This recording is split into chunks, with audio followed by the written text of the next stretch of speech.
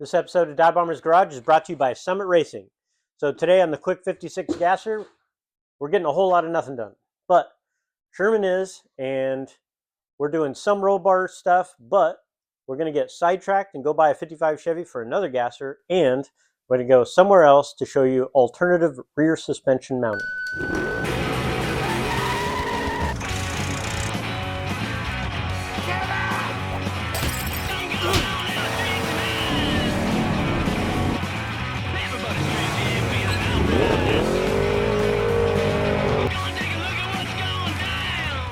All right, thanks for joining us on another episode of Dive Bomber's Garage. Today on the Quick 56, we're doing rockers. The passenger side is rusted, but the driver's side is like not even there.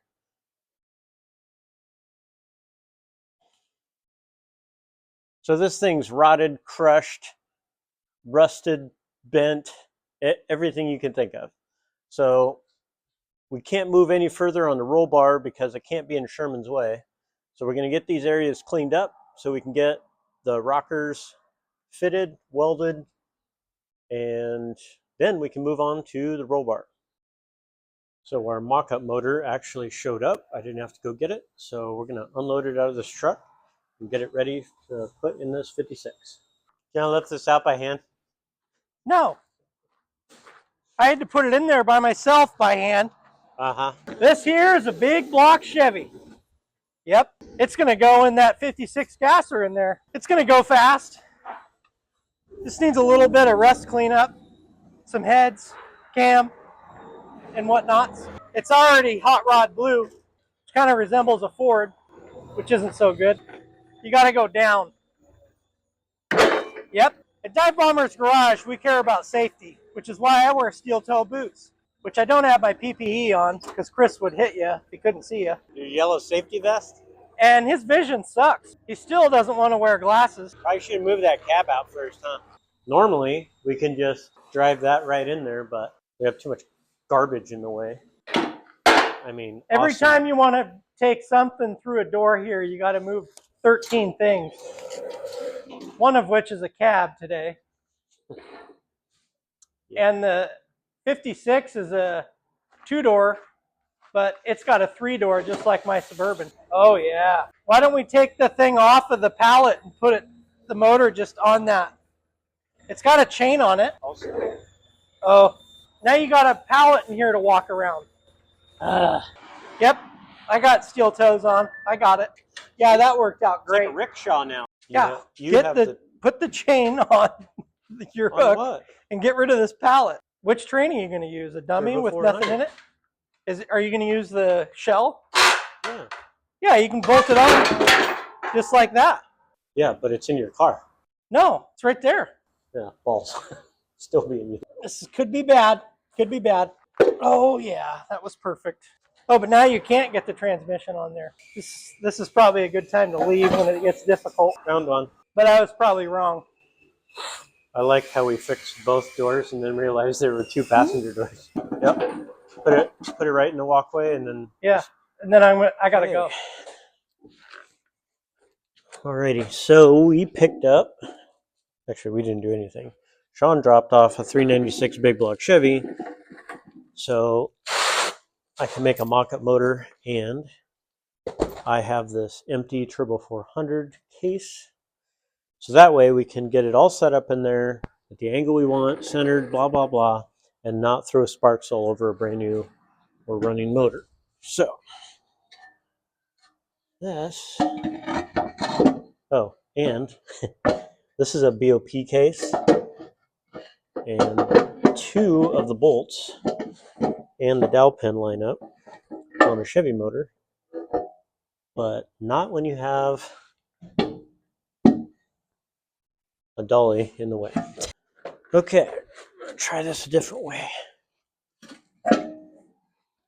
So, as I was saying, the BOP case fits the bottom 2 holes, and you can line up the dowel pins as per usual, and it will work just fine for mock-up purposes. The only thing I don't have is the tail shaft housing, which will be here tomorrow from Summit.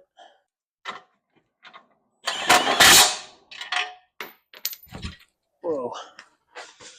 But I'm going to get this together, and then we will get the tail housing on it.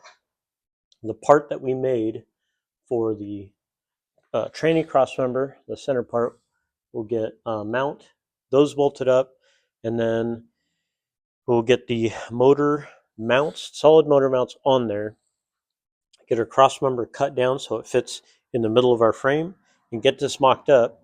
And then we have some old heads and an HEI distributor that will drop in the motor and get that to about an inch away from the firewall. That way, no matter what distributor we run, we will have enough room. All right, now what I'm going to do is go ahead and take this back off because I forgot our mid plate. So we make these mid plates, and I put them in everything that, well, except for that little hot rod out there. I don't know if I'm putting one in there, but I'm definitely putting one in the gasser. And it's not only for strength, but if we ever have to do a tranny change, we can disconnect the tranny and the dowel pins hold it on here. And this has got a mount that is welded to the frame, and it's got a bolt here. So it'll hold your motor up. You can take tranny out, and vice versa. The tranny will lean up against this if we pull the motor out and hold it up. And so we don't have to get in there with like baling wire and zip ties and ratchet straps and boards. It just makes it a lot easier. Plus, it's a lot easier keeping the motor solid, especially in a high horsepower application. And let's call it medium horsepower application, because nowadays, if you have 600 horsepower, it's not really considered high anymore. No offense, but when me and my buddies go racing and one of us runs a 9, we're wondering what's wrong. Okay, this drops on our dowel pins. Put our tranny back on there.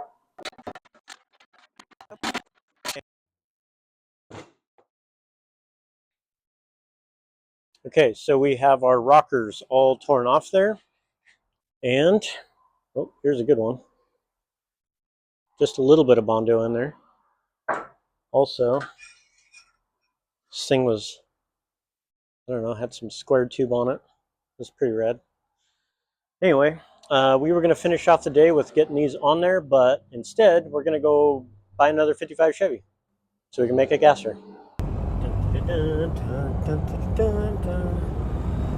We find all the deals out in the Outback. Oh yeah, here it is. Nice. They've even got windshields. Dude. Ooh, you know this place is going to be rad when there's 2 army trucks out front. The 55 that we loaded without filming because it was really, really, really dark. I even helped. We're good. We're all good here. I'm going to go get corn dogs. Gross.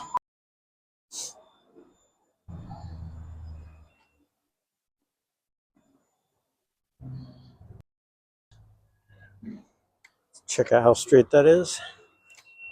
That's nice. That's nice.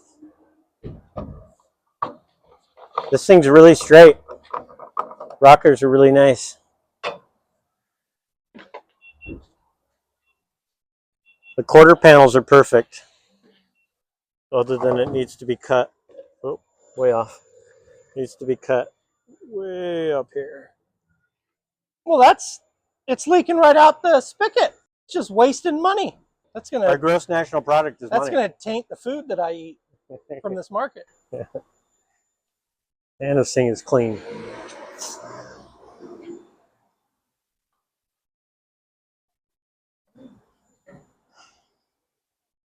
Four-speed car.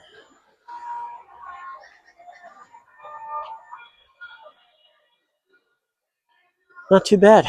Most of the stuff's here. There was a bunch of stuff in the trunk. I think there's rear glass in the other trailer for it, apparently. The front wrap is really decent. Not bad for 600 bucks. Just kidding. I don't know what Dave paid, but I wish we could start out with all the cars this nice. That would be awesome. How much does it usually take? I've never filled it up. $275, right? 85, that's it? Nice. What a bargain. Okay, I'm driving now because I'm going to drink cherry Pepsi. yeah, he stopped at a choke and puke and got a bunch of stuff probably shouldn't eat. I wouldn't suggest putting the seatbelt on either. Cheese, pepperonis. I guess the moldy seatbelt's the least of your worries at this point. Yep. Okay, so here at Rockerfest 9000, we can't quite put this outer rocker on until we make this piece, which is like on the inside of the rocker. So this has to span from basically A to B pillar, and then we can put this rocker on, but we also have to modify it.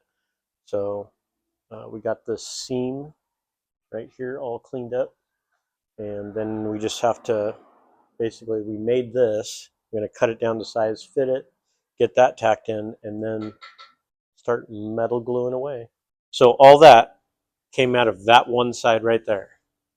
But we almost got it, and as soon as we get that done and the halo and the down bars, I'm going to get a mock-up big block, get some heads on it, and our Turbo 400 mock-up tranny, so that way I can get motor mounts, tranny mount, and I'm going to order a set of fender wall headers so that way they'll land like right in here. And we'll get that tacked in so that way we can start working on the tilt front end. All right, so we are getting a measurement, marking roughly where the bend is, and then taking this rod to make a pattern, bend pattern, and then getting it bent to that pattern, marking down our cylinder ram length, and getting it set up in the car so I can mark where the center of the apex of the coat needs to be. All right, so we have our passenger side down bar done. And quick note, we always do the passenger side of everything first, so that way when we mess up, we can do it better on our side that we see every time we get in the car. So for now, we are done with this because it's almost the end of the day, but I'm going to go over to Fast Eddie's and we're going to make patterns for brackets to do an alternative rear suspension on a tri5 Chevy. So I've done ladder bars, but also relocated the leaf springs to underneath the frame, and it lifts it like the perfect amount with the addition of the gasser kit. So we're going to go over there and show you where everything goes and what kind of bracketry that you can make or we can make, and you can put leaf springs in there and lift the car at the same time. So let's head on over there in the War Pig.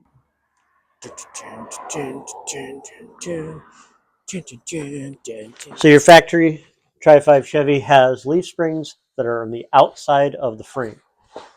We as in Fast Eddie, also known as Sean. One Fast Eddie. Yeah, one Fast Eddie. Cut the brackets off and didn't put a locator for the rear end, so we're just gonna guess. But anyway, we're gonna put the factory leaf springs directly underneath the frame. So we're gonna use the leaf spring eyelets for a template, and all we need is a summit box. And if you don't have a summit box laying around, you're clearly not buying enough. So we're going to use cardboard and we're going to make a template and build brackets that come off the frame, and that will be the front eyelet mount, and then we're going to make another bracket for the shackle mount. So you're just going to have shackles in the rear?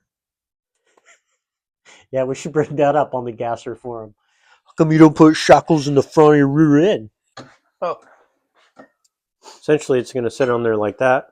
It'll give us about 3/4 of an inch between the top of the leaf spring and the mount.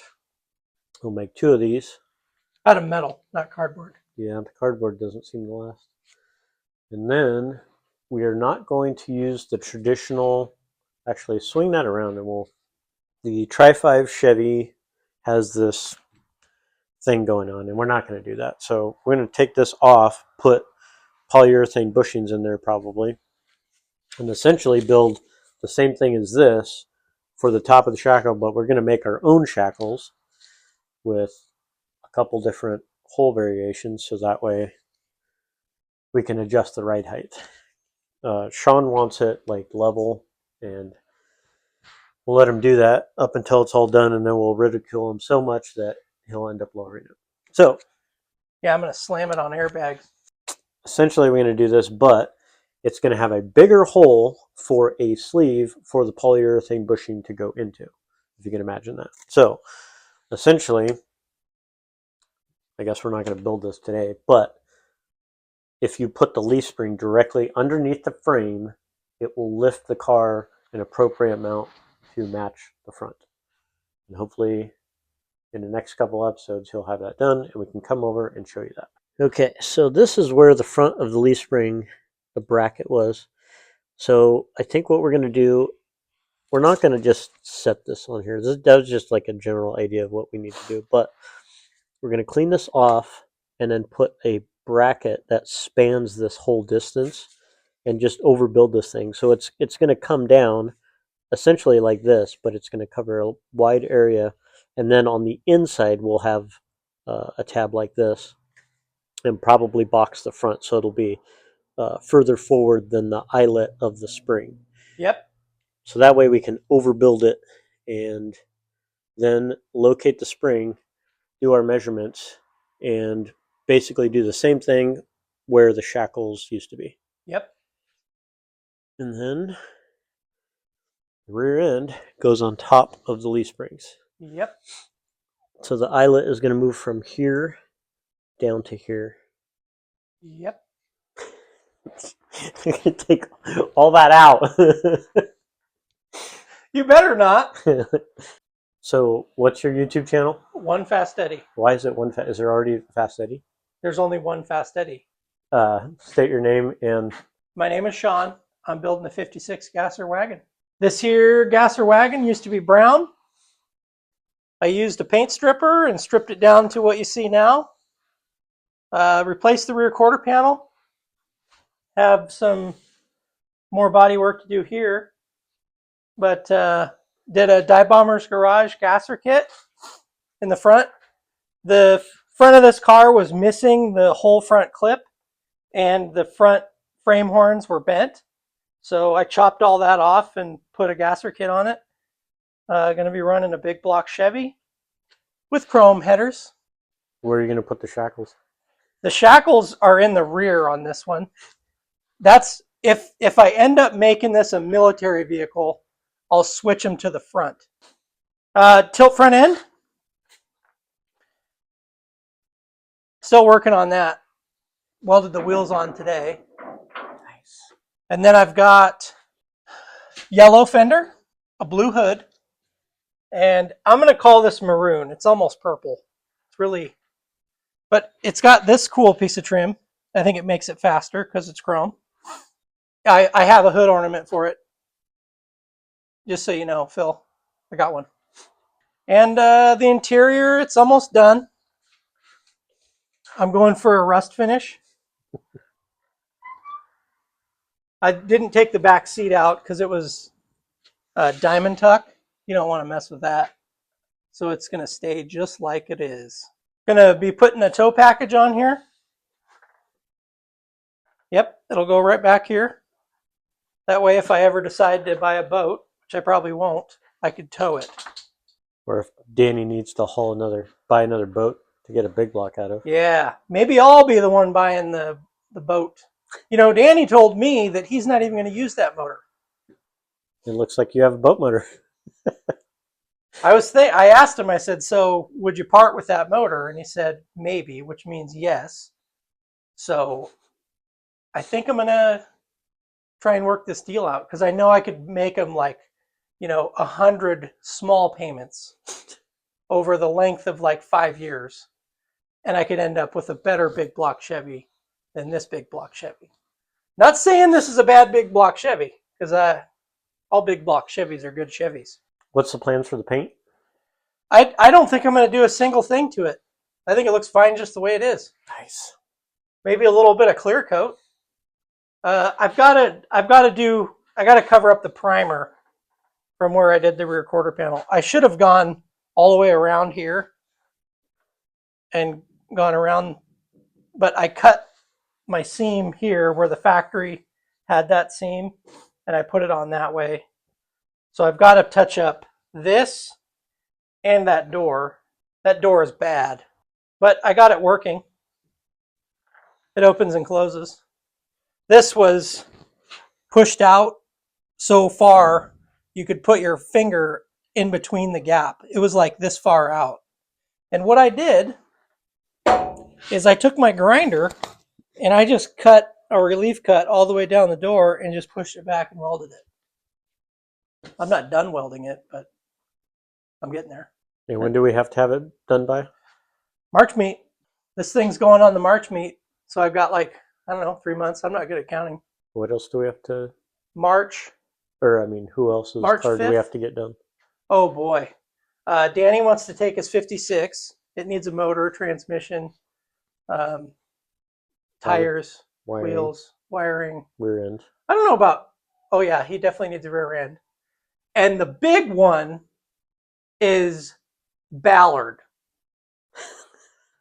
Ballard has got 3 cars and they're all broken. Yeah, they're disassembled. They're in between. We could probably show the audience what car Ballard has.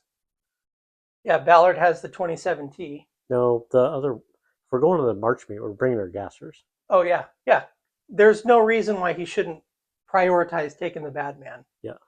Because the bad man is badass, and it never gets seen ever, That's true. other than in videos. I mean, it was at SEMA show. We won an award at SEMA show.